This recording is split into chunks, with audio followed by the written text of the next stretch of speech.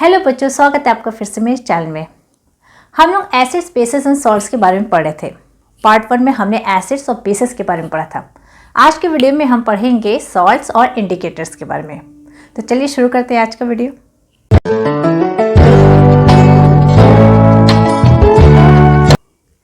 Part 1 में जब मैंने आपको एसिड्स और बेसिस के बारे में बताया था, तब मैंने आपको ये बताया था कि लिटमस पेपर का यूज़ कहाँ किया जाता है। लिटमस पेपर एक इंडिकेटर है जिसका यूज़ किया जाता है ये पता करने के लिए कि दिया गया सॉल्यूशन एसिडिक है या बेसिक। तो सबसे पहले हम इंडिकेटर्स के बारे में पढ़ेंगे। इंडिकेटर्स क्या होते हैं? इंडिकेटर्स वो सब्सटेंसेस होते हैं जो कि ये पता करने के लिए यूज़ किए जाते हैं कि दिया गया सॉल्यूशन एसिडिक है या बेसिक। जैसे कि आपका लिटमस पेपर का यूज़ तो आपने समझ लिया। इसी तरीके से और भी इंडिकेटर्स होते हैं जो आपके लैब में पाए जाते हैं, जैसे कि फिनोप्थिलिन और मेथिल ऑरेंज। तो इन सब का यूज़ इसी तरह से किया जाता है। ये सभी इंडिकेटर्स कहलाते हैं। सबसे ज़्यादा यूज़ होने वाला जो इंडिकेटर होता है वो एसिड बेस इंडिकेटर कहलाता है, जो कि अपना कलर चेंज करके बताते हैं कि वो एसिड है या बेस। मतलब इन दोनों मीडियम में, एसिड मीडियम में और बेसिक मीडियम में, उनका जो कलर होता है डिफरेंट होता है। अब हम बात करेंगे टाइप्स ऑफ इंडिकेटर्स के बारे में। इंडिकेटर्स 3 टाइप्स के होते हैं: नेचुरल, सिंथेटिक और ओल्फैक्टरी। नेचुरल इंडिकेटर्स वो इंडिकेटर्स होते हैं जो कि प्लांट से एक्सट्रैक्ट किए जाते हैं। वहीं सिंथेटिक वो इंडिकेटर्स होते हैं जो कि मैनमेड होते हैं, यानी जिनको हम लोग ने बनाया है लैब में। और ऑल्फैक्टरी वो इंडिकेटर्स होते हैं जो नेचुरल तो होते हैं बट स्मेल से हम पता लगाते हैं, यानी वो अपने स्मेल में कुछ चेंजेस दिखाते हैं। जब वो एसिडिक या बेसिक मीडियम में होते हैं तो उनका जिनकी स्मेल जो थी वो चेंज हो जाती है। और चलिए अब पहले बात करते हैं नेचुरल इंडिकेटर्स की। तो सबसे पहले है लिटमस। लिटमस एक नेचुरल इंडिकेटर है क्योंकि इसे एक प्लांट से एक्सट्रैक्ट किया जाता है जिसका नाम है लाइकन। लाइकन एक थैलोफाइट फैमिली का ही प्लांट है। लिटमस का जो बेसिक कलर होता है वो पर्पल होता है, बट आपको जो लैब में मिलता है वो 2 कलर मिलता है, रेड और ब्लू। मान लीजिए आप ब्लू कलर के लिटमस पेपर को यूज़ करते हैं, ठीक। ब्लू कलर का लिटमस पेपर अगर आप एसिडिक सॉल्यूशन में डालते हैं, एसिडिक सॉल्यूशन में डिप करते हैं, तो इसका कलर में चेंज आपको दिखेगा, जो कि ब्लू से रेड में चेंज हो जाएगा, ठीक। बट अगर आप उसी स्ट्रिप को, मतलब ब्लू स्ट्रिप को बेसिक सॉल्यूशन में डालेंगे तो उसमें कोई कलर चेंज नहीं दिखेगा। वहीं रेड लिटमस पेपर का अगर आप यूज़ करते हैं कि सबसे पहले अगर आप बेसिक मीडियम में डालते हैं तो ये रेड ब्लू में चेंज हो जाता है। बट अगर आप रेड लिटमस पेपर को एसिडिक सॉल्यूशन में डालते हैं तो आपको इसमें कोई कलर चेंज नहीं दिखेगा। दूसरा है चाइना रोज। चाइना रोज भी प्लांट से एक्सट्रैक्ट किया जाता है, जो कि हिबिस्कस प्लांट के फ्लावर से एक्सट्रैक्ट किया जाता है। इसका जो बेसिक कलर होता है वो पिंक होता है, लाइट पिंक कलर का होता है ये। बट जब एसिड मीडियम के कांटेक्ट में आता है तो इसका कलर डार्क पिंक में चेंज हो जाता है, यानी मैजेंटा, बहुत डार्क पिंक में ये चेंज हो जाता है। और बेस में, मतलब बेसिक सॉल्यूशन के कांटेक्ट में आकर ये ग्रीन में चेंज हो जाता है। टर्मरिक भी एक नेचुरल इंडिकेटर है और टर्मरिक आपके किचन में भी पाया जाता है। इसका जो बेसिक कलर होता है वो येलो होता है, बट जब ये किसी बेस के कांटेक्ट में आता है तो ये किस में चेंज जाता है? रेड में। और जो आप अक्सर देखे ही होंगे, जब भी आपके शर्ट में या टी शर्ट में या आपके कोई कपड़ों में जब हल्दी का दाग लग जाता है और जब भी आप इसे साबुन से धोते हैं तो इसका कलर किस में चेंज जाता है? रेड। जो डिटर्जेंट है, जो सोप है, वो एक बेस है, ठीक। तो बेस के कांटेक्ट में आके इसका कलर चेंज जाता है। सो टर्मरिक भी एक इंडिकेटर ही है। और रेड कैबेज से जो एक्सट्रैक्ट निकाला जाता है उसका भी यूज़ एक इंडिकेटर की तरह किया जाता है। इसका बेसिक कलर तो पर्पल ही होता है, लेकिन जब ये एसिड के कांटेक्ट में आता है तो रेड में चेंज जाता है, और जब ये बेस के कांटेक्ट में आता है ये ब्लू ग्रीन में चेंज जाता है, ठीक। और न्यूट्रल पर्पल ही रहता है। सिंथेटिक में 2 आते हैं इंडिकेटर्स जो आप जनरली यूज़ करते हैं लैब में। फिनोप्थिलिन का अपना कोई कलर नहीं होता है, ये कलरलेस होता है, और एसिड के साथ भी ये कोई कलर नहीं देता, बट बेस के साथ ये पिंक कलर देता है, ठीक। मेथिल ऑरेंज दूसरा एक है जिसका बेसिक कलर ऑरेंज होता है, लेकिन एसिडिक मीडियम में इसका कलर और डार्क हो जाता है, यानी रेड ऑरेंज में चेंज हो जाता है। वहीं बेस में ये येलो हो जाता है, ठीक। ऑल्फैक्टरी मैंने बताया था, ऑल्फैक्टरी इंडिकेटर्स अपने वो इंडिकेटर्स जो कि स्मेल में चेंज करके इंडिकेट करते हैं कि दिया गया सॉल्यूशन एसिडिक है या बेसिक। इनमें अनियन और वेनिला एक्सट्रैक्ट और क्लोव ऑयल आते हैं। ये तीनों के तीनों, ये मतलब इन तीनों के तीनों का अपना एक स्मेल होती है, अपनी एक स्मेल होती है, बट जब ये बेस के कांटेक्ट में आते हैं तो ये अपनी स्मेल को खो देते हैं। यानी कि ये इस तरीके से बताते हैं कि ये दिया हुआ सॉल्यूशन है वो बेस है। हमने न्यूट्रलाइजेशन रिएक्शन पढ़ा था, जब भी एसिड और बेस का रिएक्शन होता है तो सॉल्ट और वाटर हमें मिलता है। जैसे कि इस रिएक्शन में आपको दिख रहा है, ये आपका बेस है, ये आपका एसिड है, ये तो इन दोनों का रिएक्शन हो रहा है, तो यहाँ पे सॉल्ट का फॉर्मेशन हो रहा है और वाटर मॉलिक्यूल बन रहा है।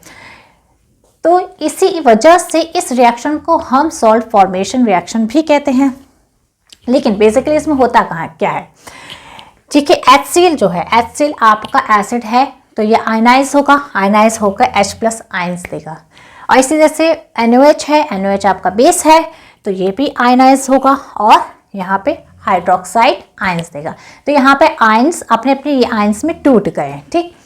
अब H+ और Cl-, Na+, OH- इतने आपको कैटायंस और एनायंस सॉल्यूशन में मिल रहे हैं। अब इसमें जो सोडियम है, मतलब सोडियम आयन है, क्लोराइड आयन है, ये दोनों मिलके सॉल्ट का फॉर्मेशन करेंगे। और इसमें जो H+ आयन है, हाइड्रोजन आयन और हाइड्रोक्साइड आयन्स हैं, ये दोनों मिलकर वाटर मॉलिक्यूल्स का फॉर्मेशन करेंगे। तो यहाँ पे H+ और OH का जब फॉर्मेशन होगा तो वाटर मॉलिक्यूल बनेगा, और यानी कि यहाँ पे न्यूट्रलाइजेशन हो रहा है H+ और OH- का।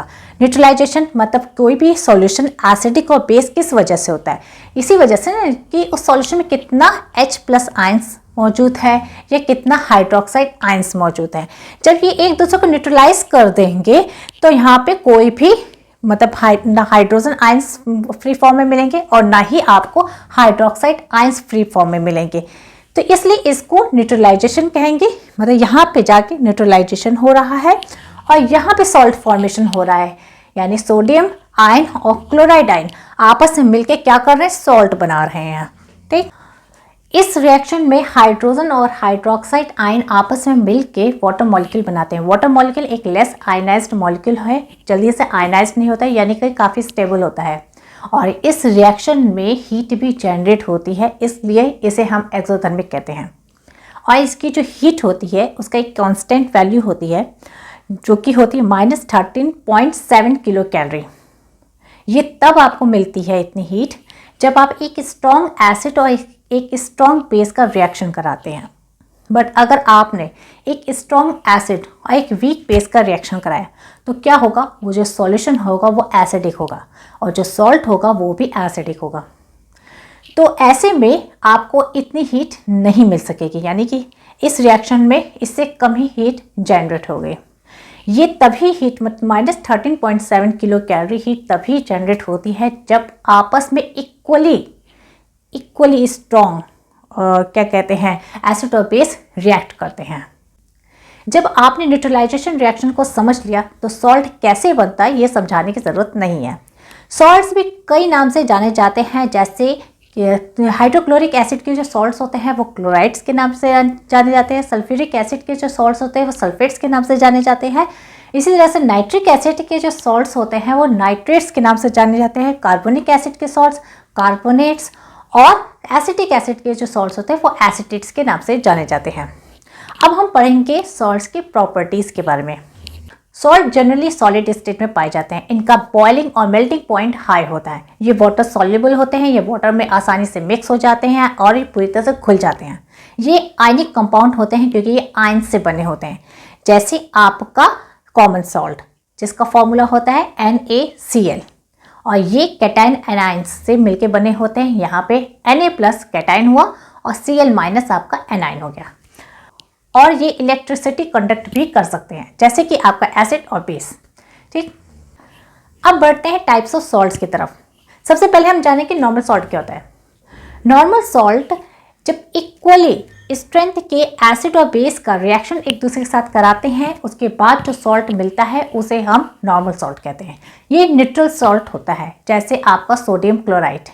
सोडियम क्लोराइड कब मिलता है? जब सोडियम हाइड्रोक्साइड और हाइड्रोक्लोरिक एसिड का रिएक्शन कराते हैं तब हमें सोडियम क्लोराइड मिलता है, ये न्यूट्रल होता है। अब दूसरा है एसिडिक सॉल्ट्स।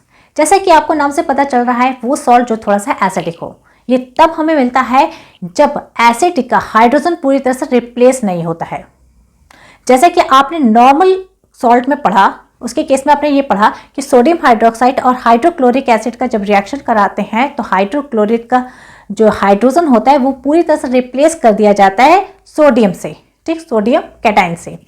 लेकिन इस केस में क्या होता है कि हाइड्रोजन थोड़ा बहुत रह जाता है, यानी कि ये एसिड का जो हाइड्रोजन होता है वो पूरी तरह से रिप्लेस नहीं किया जाता है, और तो हमें इस तरह का सॉल्ट मिलता है। तो इसके फॉर्मूले में आपको, इसके केमिकल फॉर्मूले में आपको हाइड्रोजन एटम जरूर दिखेगा, इसलिए ये एसिडिक सॉल्ट कहलाता है। क्योंकि ये सॉल्ट का जब सॉल्यूशन बनाया जाता है तो हाइड्रोजन कैटायन भी सॉल्यूशन में मिलता है, और जहां हाइड्रोजन कैटायन रहेगा, हाइड्रोजन आयंस रहेगा, वो सॉल्यूशन एसिडिक ही होगा, ठीक। जैसे कि सोडियम हाइड्रोक्साइड H2SO4, इन दोनों का हमने रिएक्शन कराया तो यहाँ पे देखिए क्या हो रहा है, सोडियम को तो यहीं आना ही था, इसके साथ मतलब सल्फेट आयंस के साथ तो सोडियम को जुड़ना ही था, लेकिन साथ में H2 को तो पूरी तरह से निकल जाना था, वहां से हट जाना था।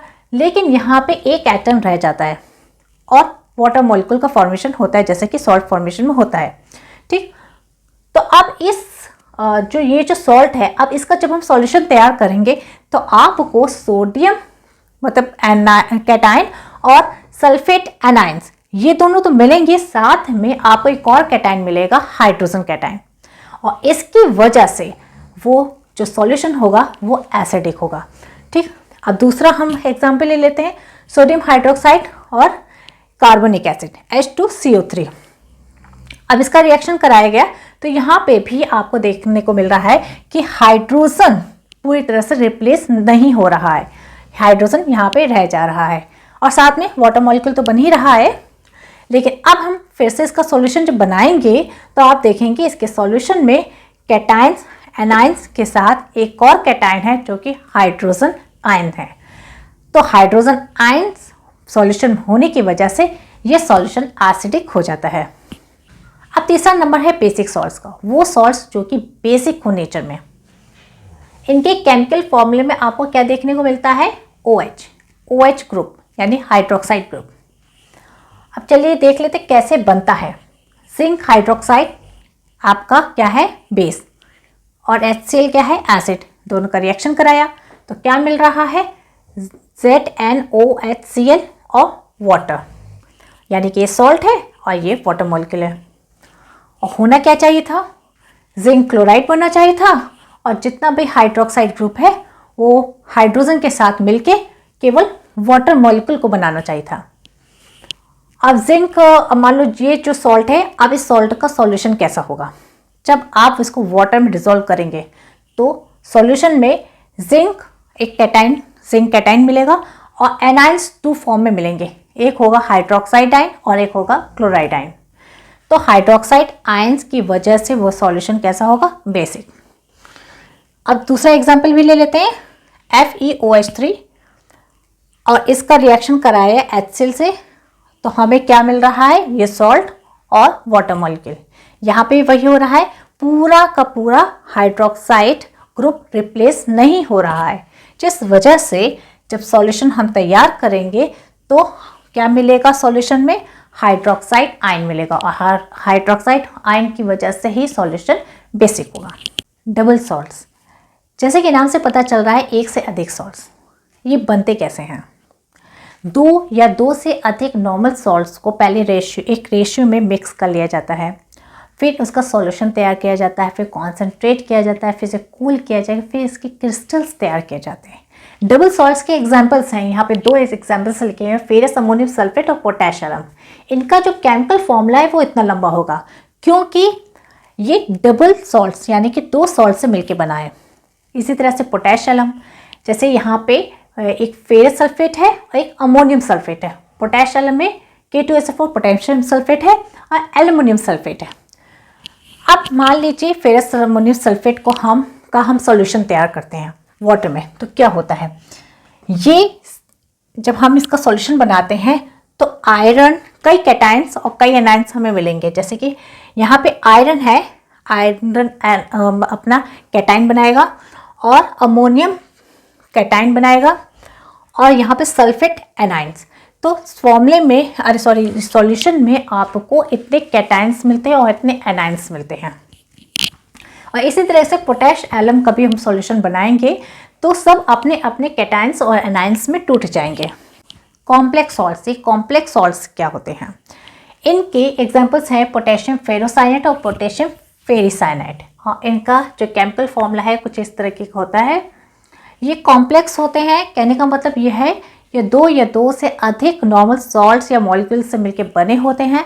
ये दोनों फॉर्म में, सॉलिड और लिक्विड दोनों फॉर्म में पाए जाते हैं, दोनों स्टेट में पाए जाते हैं, ठीक। और ये जो इनके कंपोनेंट सॉल्ट से इनकी प्रॉपर्टी काफ़ी डिफरेंट होती है, जिनसे ये मिलके बने होते हैं उनसे काफ़ी डिफरेंट इनकी प्रॉपर्टी होती है। जब इनका सॉल्यूशन तैयार किया जाता है तो हमें एक ही टाइप के कैटायंस और एनायंस मिलते हैं। जैसे कि इससे पहले आपने देखा था जब इसका सॉल्यूशन तैयार किया जा रहा था डबल सॉल्ट्स के केस में, तो आपको कई कैटायंस और कई एनायंस मिल रहे थे, बट यहाँ पे केवल एक ही टाइप के कैटायंस और एनायंस मिलेंगे।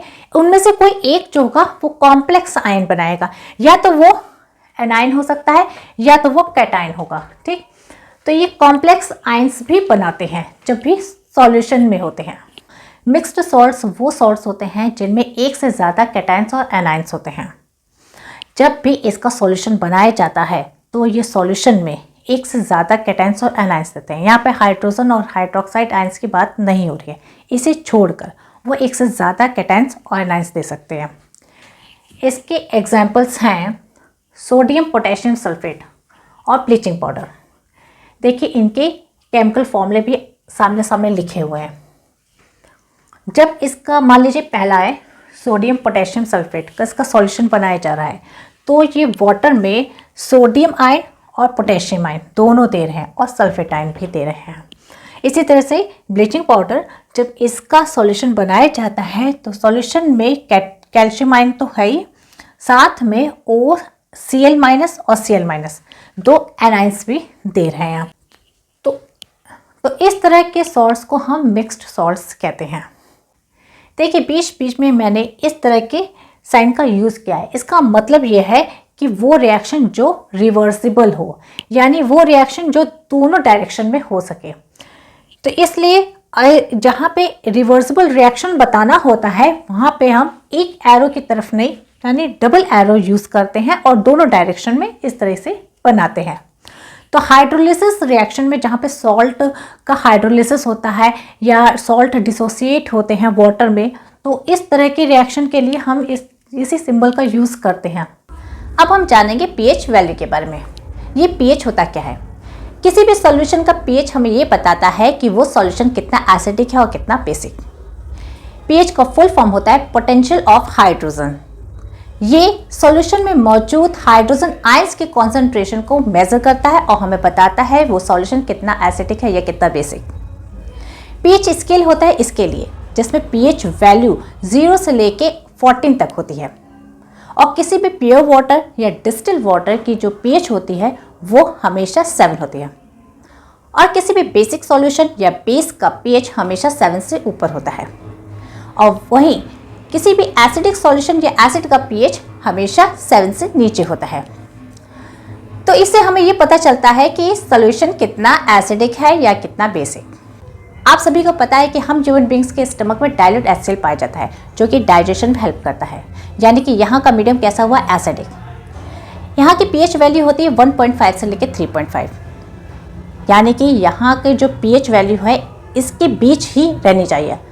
अगर किसी कारण से यहाँ का पीएच वैल्यू और घट जाए, यानी एसिडिटी बढ़ जाए, तो हमें स्टमक प्रॉब्लम होने लगती है और हम कहते हैं कि हमें एसिडिटी हो गई है।